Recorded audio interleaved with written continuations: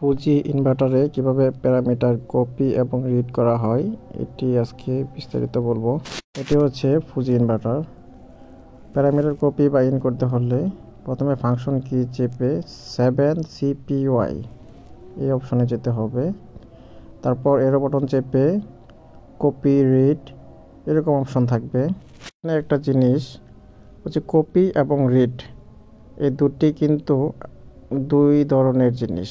Copy হচ্ছে keypad থেকে parameter ড্রাইভে কপি করা, এটি হচ্ছে কপি।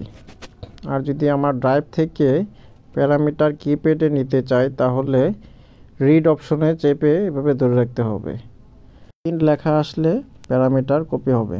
আমরা যেহেতু ড্রাইভ থেকে কিপ্যাডে কপি করব সেহেতু রিড অপশনটি চুজ করব।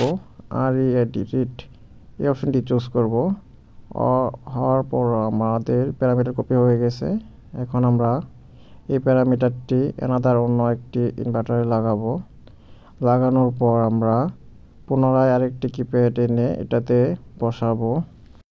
এখন আমরা এটির যে কিপ্যাডে যে প্যারামিটারটা আমরা কপি করেছিলাম সেই প্যারামিটারটি আমরা এখন এই ইনভার্টারের প্যারামিটারে পেস্ট করব। পেস্ট করতে হলে আমাদের করণীয় হচ্ছে ফাংশনে যাব, তারপর এরো বাটন চেপে 7 কপি যে অপশনটি থাকবে এই অপশনটিতে যাব। এই অপশনটিতে যাওয়ার পর আমরা ফাংশন বাটন চেপে ভিতরে প্রবেশ করব। এখানে দুটি অপশন হচ্ছে রিড এবং কপি। আমরা যেহেতু রিড করেছি তাই আমরা এই রিডের প্যারামিটারটি এখন ইনভার্টারে পেস্ট করব। পেস্ট করতে হলে কপিতে চাপ দিলেই পেস্ট হয়ে যাবে, মানে ইনভার্টারে কপি নেবে। কপি হয়ে গেছে।